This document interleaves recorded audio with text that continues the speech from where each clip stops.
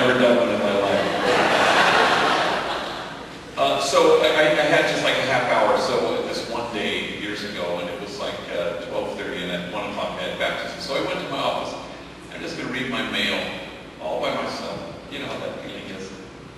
So I'm going through the mail and enjoying my little space and solitude. And then all of a sudden a woman comes barreling through. Her name is Lisa, I find out. She's about 35 years old. She's never stepped foot in my office before, and this is the moment she's chosen. I've seen her around many times. She's kind of famous on First Street, walking up and down the street. She's a heroin addict, prostitute, gang member, felon, parolee. She's kind of a famous gritona. She screams a lot. She'll get tossed out of the Mitla Cafe bar, and she'll be yelling at the people who tossed her out. Sometimes you'll hear her yelling into a payphone, "Let me just stay tonight, just tonight." Relatives or friends or whoever it is. And she's never stepped foot in my office until this moment. And now I know I have 15 minutes before my baptism. She plunks herself down in my office. She launches right in. "I need help." Oh, I've been to like 50 rehabs. I'm known all over, nationwide. You know, I went to Catholic schools all my life. I went to elementary school 8 years. I graduated from Sacred Heart High School. And then she quiets down a bit. And she said, in fact, right after I graduated was when I started to use heroin.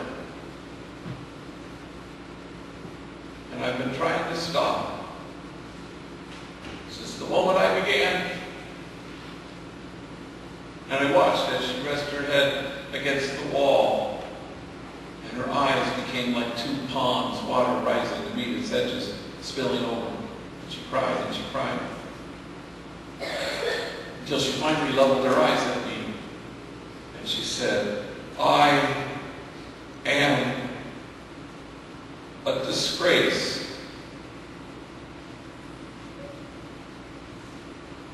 And suddenly her shame met mine. Because when I saw her walk through that door that day, I had mistaken her for an interruption. We're all lost. But ever since happiness heard our name, it's been running down the street trying to find us. Years ago, I'm in my office at 3 o'clock in the afternoon, and a homie calls me named Horacio.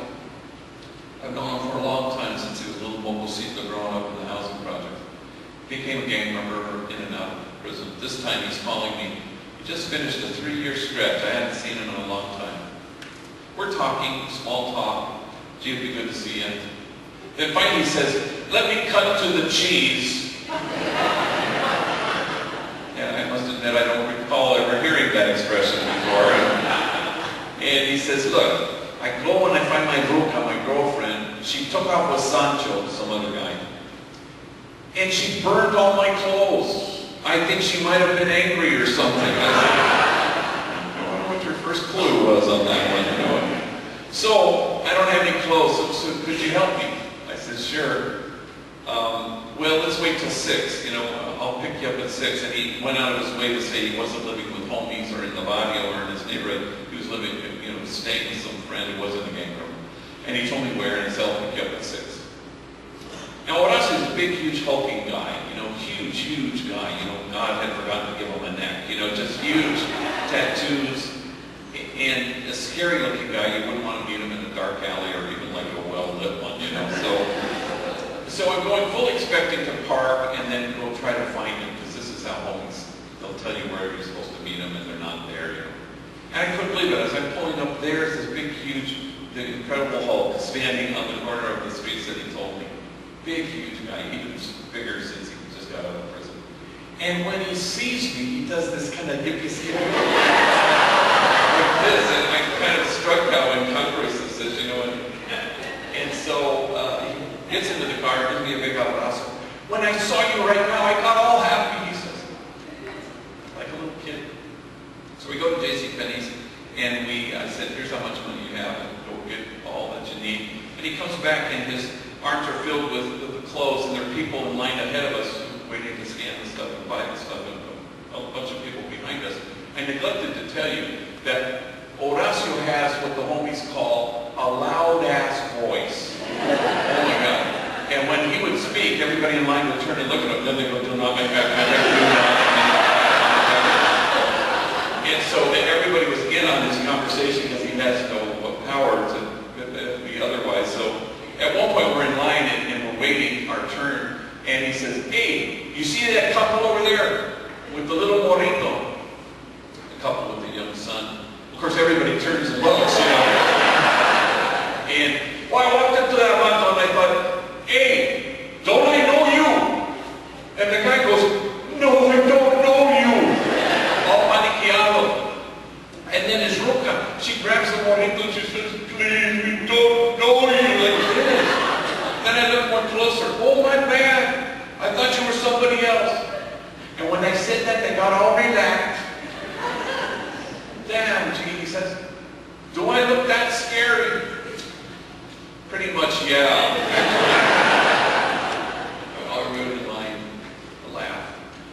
Then we went out to eat, and then I drove him back to where he was staying, and he got all serious on me. He says, you know, I'm afraid I don't want to go back. I said, Nicole, you've got one of the best hearts of anybody I know. In fact, you have what the whole world wants. A heart that's pure and good and true. Though the packaging might suggest otherwise. You're going to be fine. And he said goodnight. Then at 3 o'clock in the morning, he calls me. And he says what every homie always says when they call at 3 o'clock in the morning, did I wake you? I'm kind of hoping you might be calling me. And he was sober and serious. He says, I have to ask you a question. I can't wait. I said, fire away.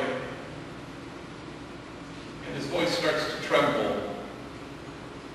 And he says, you know how all my life I always seen you as my father because I didn't have one. Now I have to ask you this question. And he starts to lose the battle with tears. Have I been your son? I said, oh, hell yeah. And he goes, phew, I thought so. And now he's just crying quite a bit and barely speaking. So you will be my father. I will be your son. And nothing will separate us, right? I said, that's right. And he said, good night. Now the moral of the story is not that he discovered at 3 o'clock in the morning that he had a father. He discovered that he was a son worth having. Big difference.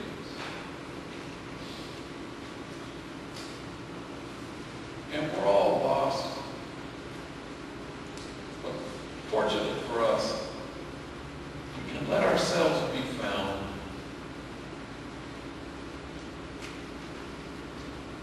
Because ever since happiness heard your name, it's been running down the street trying to find